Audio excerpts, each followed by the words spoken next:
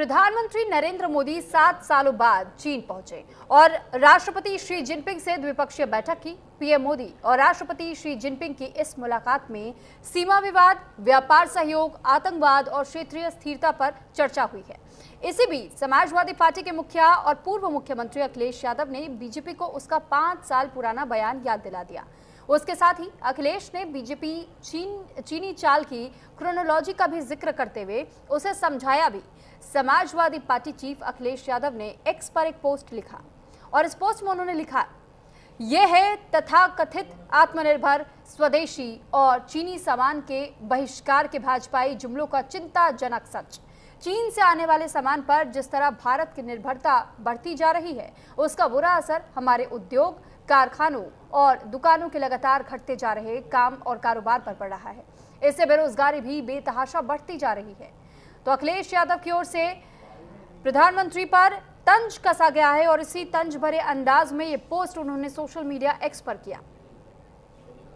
तो पीएम मोदी पर अखिलेश ने जिस तरीके का प्रहार किया है और इस एक लंबे चौड़े पोस्ट में कई बातें उन्होंने गिनाई, कई बातों का जिक्र करते हुए ये लिखा है कि चीन के साथ नजदीकी पर अखिलेश ने जिस तरीके के अपने बयान दिए और जिस तरीके का ये पोस्ट है उसको लेकर भी अब सियासी पारा भी बढ़ा और चढ़ा हुआ दिखाई दे रहा है। पहले चीन अपना माल भारत में भरेगा, हमारे उद्योगों पर बुरा असर पड़ेगा, बेरोजगारी बढ़ेगी, चीन हमारे उत्पादों और उद्योगों को बंद करवाने के कगार तक ले जाएगा। बीजेपी के जुमलों का सच सामने आया है। हमारे 20 जवानों की शहादत भूल चुके हैं प्रधानमंत्री। उसके बाद मनमाने दाम पर हर चीज सप्लाई करेगा। महंगाई बढ़ेगी तो सरकार के खिलाफ आक्रोश और बढ़ जाएगा। हमारी भूमि पर चीन अपना कब्जा और बढ़ाएगा। अगर ये बात ड्रोन वालों को समझ नहीं आ रही है तो बुलडोजर वाले ही प्रवासी जी जवाब दे दे। चीन ने हमारी कितनी जमीन हड़प ली है, उनका मूल निवास स्थान भी चीनी कब्जे का ही शिकार है। यह अखिलेश यादव की ओर से निशाना साधा गया है एक तंज भरे पोस्ट में। और इस पोस्ट में कई बातों का जिक्र करते हुए प्रधानमंत्री से सवाल अखिलेश यादव ने पूछा है। तो देखिए, वहीं दूसरी ओर कांग्रेस नेता जयराम रमेश ने भी निशाना साधा। उन्होंने कहा है कि मोदी ने पीएम को क्लीन चिट दे दी है। गलवान पर पीएम मोदी ने चीन को क्लीन चिट दे दी है। तो ये वो पोस्ट हम आपको दिखा रहे हैं कि किस तरीके से चाहे कांग्रेस हो, समाजवादी पार्टी हो, इस वक्त दोनों ही पक्षों की ओर से सत्ता पक्ष पर निशाना साधा जा रहा है, खासतौर पर प्रधानमंत्री पर। प्रधानमंत्री और शी जिनपिंग के बीच इस मुलाकात को लेकर के बहुत सारे सवाल उठाए जा रहे हैं और साथ ही साथ जिस तरीके से इस वक्त ये पोस्ट हमने आपको दिखाया और बताया कि कैसे इस पोस्ट में कई बातों का जिक्र किया गया है।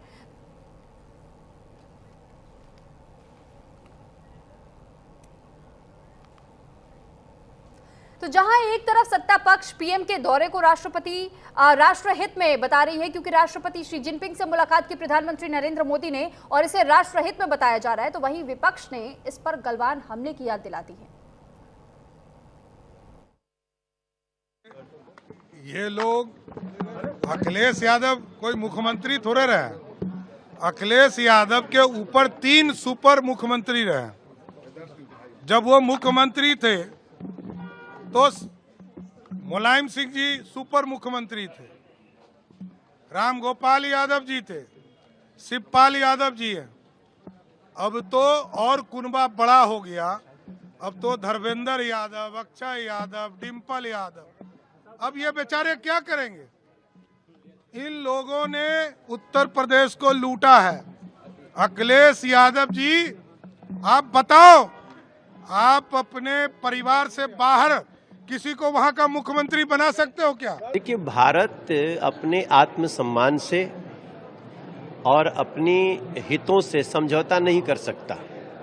पीछे भी देखा गया है, तो जब भी कोई ऐसा विषय आया जहां भारत को अपने हितों की बात करनी है, तो हमने हर जगह देखा है कि भारत अपने हितों के लिए सबसे पहले खड़ा होता है। उसके बाद भी अगर कोई देश भारत के साथ अच्छा संबंध रखना चाहते हैं, स्वागत कर रहे हैं, तो ये तो बहुत ही अच्छा है और इसमें कोई दो राय नहीं। प्रधानमंत्री जी का जो इशारा है कि ड्रैगन और एलिफेंट, हाथी महाराज, ये दोनों अगर एक साथ चलते हैं तो भारत को हर हाल में विश्वगुरु बनने के लिए उसको हर कदम उठाना है। पता नहीं कब उनको इस्तेमाल किया, वो जानते होंगे यूज एंड थ्रो। इस्तेमाल शब्द बड़ा खतरनाक होता है। वो किसको इस्तेमाल किए किसको छोड़े।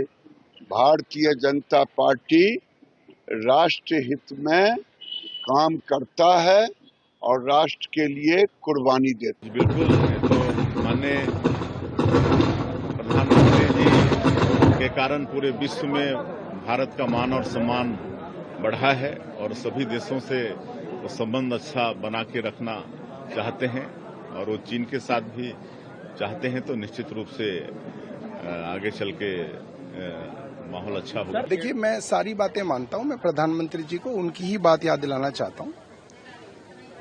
खून और पानी एक साथ नहीं बह सकते, है ना। जब चीन ने हमारे सैनिकों पर हमला किया, उनकी हत्या की और हमारी जमीन कब्जा ली, आज भी उनके कब्जे में है।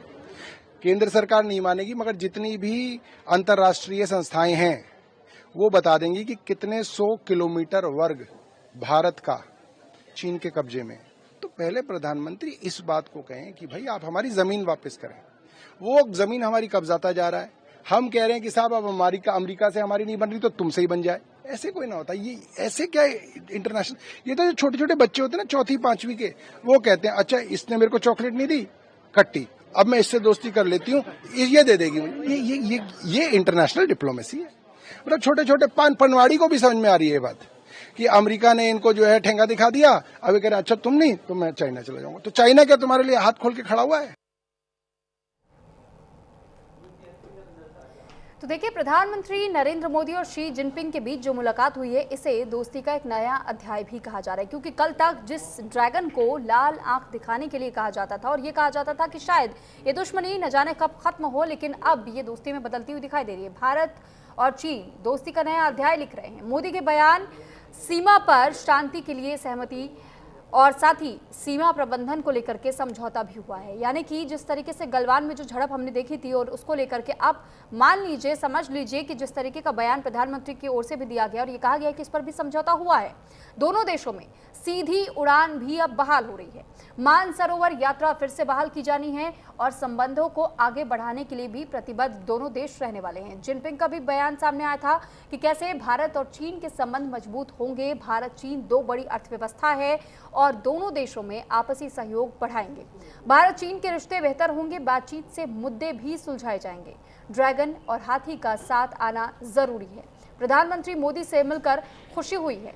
तो ये एक तरीके से वाकई इसे नए अध्याय के तौर पर इसलिए भी देखा जा सकता है क्योंकि आपने देखा होगा कि कैसे एक वक्त था जब चीन को लेकर के पहले तो अमेरिका चिढ़ता था, लेकिन चीन के साथ में जितनी हमारी इस तरीके की दोस्ती पहले कभी नजर नहीं आती थी, अब वो दोस्ती नए सिरे से, नए पैमाने से दिखाई दे रही है और इसीलिए इसे नया अध्याय कहा जा रहा है। क्योंकि बातचीत पहले भी थी, संपर्क में पहले भी भारत के साथ चीन रहा है और भारतीय और चीनियों को लेकर के हमेशा से कहा जाता है कि दोनों देशों के बीच का संबंध ऐसा ही है जैसे भाई भाई। लेकिन इसको लेकर भी अब जिस नए अध्याय का जिक्र हम कर रहे हैं वो इस वजह से भी क्योंकि दोनों देशों के बीच में कई बातों को लेकर के, कई मुद्दों को लेकर के चर्चाएं हुई हैं और इस पर सहमति भी जताई गई है।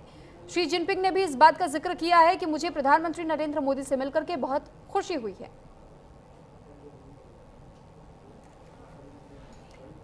तो सीमा शांति का एक बड़ा मुद्दा रहा था, उसको लेकर भी बातचीत हुई और साथ ही इस पर सहमति बनी है और ये कहीं ना कहीं एक बहुत बड़ा फायदा जरूर भारत के लिए माना जा रहा है, क्योंकि भारत और चीन में अक्सर एक सीमा विवाद रहा है और उस सीमा विवाद को लेकर के अक्सर आपने देखा होगा कि कैसे गलवान में भी झड़प देखने को मिली थी और उसके अलावा भी हमने ये देखा भी था कि पीएलए के कई ऐसे जवान थे जिन्होंने उस सरहद को लांघने की कोशिशें की थी, लेकिन इसके बाद कैसे उन्हें रोका गया और इसी वजह से इसके लिए एक समझौता बहुत ज़रूरी है।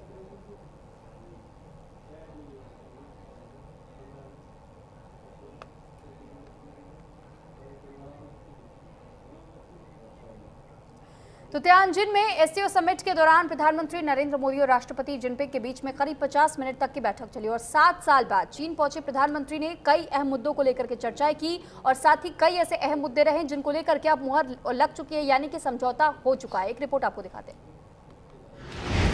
तियानजिन में मोदी शी जिनपिंग की मुलाकात, आपसी रिश्तों को लेकर नई शुरुआत। भारत, रूस और चीन करेंगे कमाल। पुतिन के बयान से दुनिया में भूचाल। सारे गिले शिकवे भूलकर भारत और चीन एक बार फिर से साथ आ रहे हैं। इसकी बानगी तियानजिन में देखने को मिली।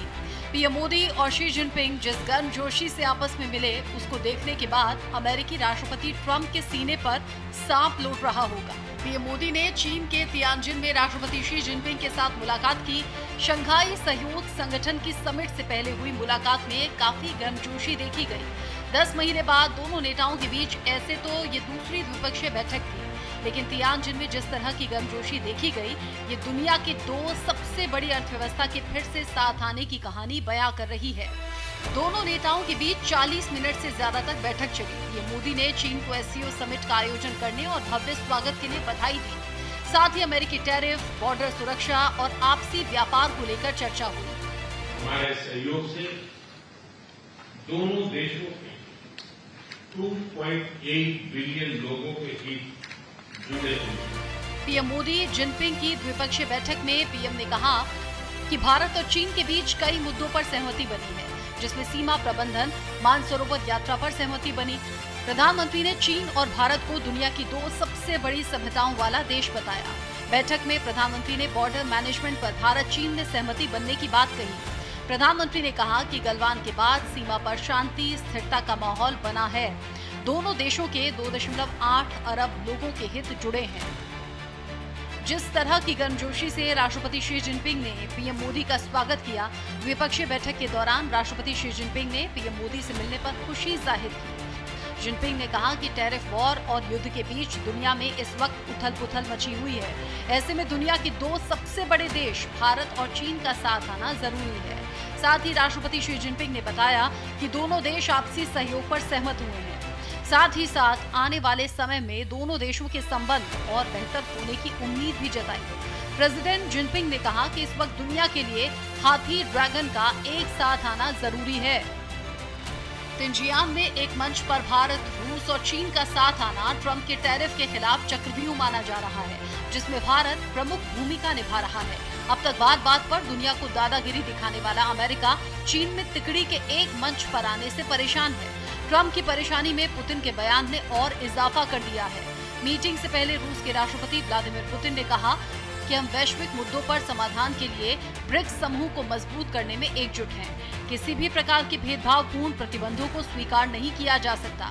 ऐसे में प्रतिबंध किसी भी देश के आर्थिक विकास में बाधा डाल रहे हैं। आने वाले वक्त में वर्ल्ड ऑर्डर बदल जाएगा। पीएम मोदी के चीन दौरे से कूटनीति के एक नए अध्याय की शुरुआत होने जा रही है। साथ ही अमेरिका के लिए ये बहुत बड़ा झटका माना जा रहा है। अमेरिकी टैरिफ के बीच चीन के साथ भारत की नजदीकी और रूस का साथ आने पर पूरी दुनिया की नजर है। अब देखने वाली बात ये होगी कि ये तिकड़ी मिलकर दुनिया में अपनी धौंस जमाने वाले देश को चुनौती दे पाएंगे। Bureau report, news India. और फिलहाल इसी के साथ यहाँ वक्त हो चुका है एक छोटे से ब्रेक।